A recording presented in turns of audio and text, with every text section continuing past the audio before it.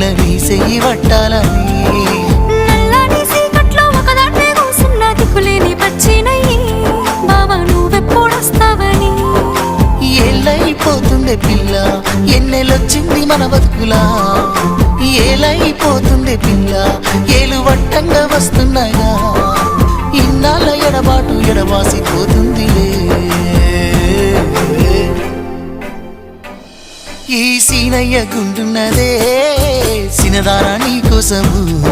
ఈ దూరాన్ని చెరుపుతూ తీరాల తెగిరింది అందాల ఈ మానము